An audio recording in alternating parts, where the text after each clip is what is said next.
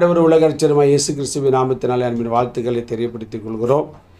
இந்த 6ஆம் மாதம் 27ஆம் தேதி வியாழக்கிழமை காலை பொழுதிலே அனுதின கண்மலை நிகழ்ச்சியின் வாயிலாக சந்திப்பில் கற்றுக்கொள்ளாய் மகிழ்ச்சி அடைகிறேன். கர்த்தர் உங்களை ஒவ்வொருவரையும் ஆசீர்வதிப்பாராக. இந்த நாளுடைய தியானத்திற்காக ஒரு வசனத்தை வாசிப்போம். ஆமோஸ் தீர்க்கதரிசன புஸ்தகம் 9ஆம் அதிகாரம் 12வது வசனத்தை நான் வாசிக்க கேட்போம். அந்நாளிலே விழுந்து போன தாவீதின் கூடாரத்தை நான் திரும்பவும் எடுப்பித்து அதன் திறப்புகளை அடைத்து அதில் பழுதாய் போனதை சீர்படுத்தி பூர்வ நாட்களில் இருந்தது போல அதை ஸ்தாபிப்பேன் என்று இதை செய்கிற கர்த்தர் சொல்லுகிறார். தேவனுடைய நாம் மகிமைப்படுவதாக. இந்த நாளுக்கு நம்முடைய ஆண்டவர் எப்படி போனப்பட்டவராம்? விழுந்து போனதை அவர் நிலை நிறுத்துகிற தேவன். விழுந்து போன கூடாரத்தை திரும்ப எடுப்பிக்கிறவர், கட்டுகிறவர், நிலை நிறுத்துகிறவர். என் வாழ்க்கையில் எது விழுந்து போனது அப்படின்னு நினைக்கிறீங்களோ அதில் ஒரு பெரிய மாற்றத்தையும் ஆசீர்வாதத்தையும் தருவதற்கு இயேசு இன்றைக்கும் ஜீவன் உள்ளவராக இருக்கார். விழுந்து போக பண்ணுகிறவனும் பிசாசு தான். சில பேர் தன்னுடைய கிரியையினாலே விழுந்து போயிட்டாங்க. இன்றைக்கி அநேகரை விழ தள்ளுகிறவர் சாத்தானான். ஏன்னா அவன் விழுந்துட்டான் அப்படின்னா இவனுக்கு ஒரு பெரிய சந்தோஷம். ஏதேன் தோட்டத்திலேருந்து இந்த சேட்டையை தான் பண்ணுதான். அவள் பழத்தை பறித்து சாப்பிட்டு ஏதேன் தோட்டத்தை விட்டு வெளியில் போகணும். அவருடைய ஆசை அதுதான் நடந்தது. அதுக்காக ஆண்டவர் விட்டாரா? அவனுக்கு தோல் உடைகளை உண்டு பண்ணி அந்த சந்ததியை கர்த்தர் ஆசீர்வதித்து அப்புறம் அவரே 2ஆம் மாதமாய் கல்வாரி சிலுவையை சுமந்து தன்னுடைய இரத்தத்தை சிந்தி மரித்து உயிர்த்தெழுந்து இன்றைக்கி அந்த சாபத்திலிருந்து நம்மை ஆசீர்வாதமாய் நமக்கு மாற்றிருக்கிறோம். அந்த சாபத்தை என்ன செய்தார்? ஒருவனுடைய மீறுதலினாலே சாபம் வந்தது போல் ஒருவனுடைய கீழ்ப்படிதலினாலே ஆசீர்வாதங்கள் மீட்பு வந்தது. அப்போஸ்தலனாகிய பவுல் ரோமருக்கு எழுதும்போது அவர் என்ன செய்கிறார்? 5ஆம் அதிகாரத்தில் அவர் மிக தெளிவாய் எழுதுகிறதை பார்க்கிறோம். அதனால் நம்மளை ஆண்டவர் விழுந்து போனவனை வேடிக்கை பார்க்கிறவர் அல்ல. அவர் விழுந்து போன மனிதனை வாழ்க்கையில், வியாபாரத்தில், ஊழியத்தில், தனிப்பட்ட வாழ்க்கையில், குடும்பத்தில் விழுகை வந்ததுனால நீங்கள் சோர்ந்து போய்விட வேண்டிய அவசியம் இல்லை. விழுந்த இடத்திலே நம்மை தூக்கி நிறுத்த அவர் வல்லவர். வாசிக்க கேட்போம்.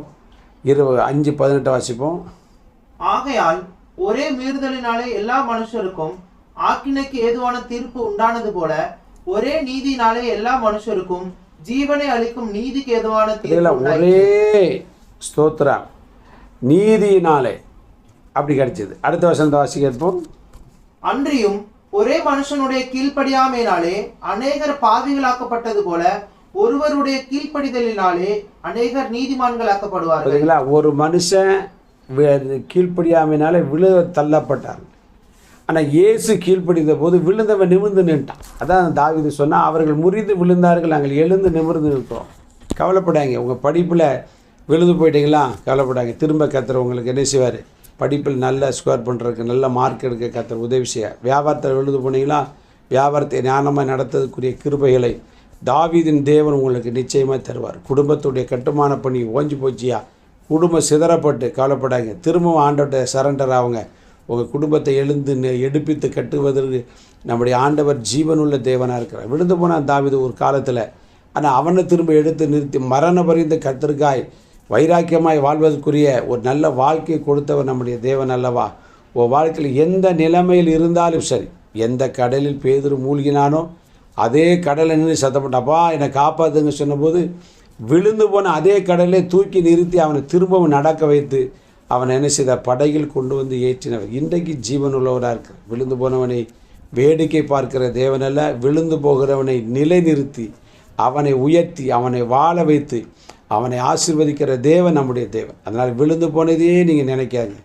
இந்த அனுதின கண்மலை நிகழ்ச்சியை கேட்டு அருமையான தேவன், இந்த நாள் உன் வாழ்க்கையில் விழுந்து போன இடத்திலிருந்து உன்னை தூக்கி ஆண்டவர் நிறுத்துகிற நாள் என்பதை மனதில் வச்சு சந்தோஷமாக இருங்க. கர்த்தர் உங்களை ஆசீர்வதிப்பார். நல்ல பிதாவே, விழுந்து போனவனை எடுப்பித்து கட்டி வாழ வைக்கிற உங்களுடைய அன்பை நினைத்து உம்மை துதிக்கிறோம். இந்த அனுதின கண்மலை தெரிஞ்சுக்கிற ஒவ்வொருடைய வாழ்க்கையிலும் இந்த நாள் எடுப்பித்து கட்டப்படுகிற ஒரு நாளாகி நீர் மாற்றி கொடுக்க போகிறபடி நாள் ஸ்தோத்திரம். இயேசுவின் நிமித்த ஜெபங்கள் நல்ல பிதாவே, ஆமென். God bless you. நாளை காலை அனுதின கண்மலை சந்திக்க வரைக்கும் தேவ கிருபை நம்மை தாய் நடத்துவதாக. ஆமென்.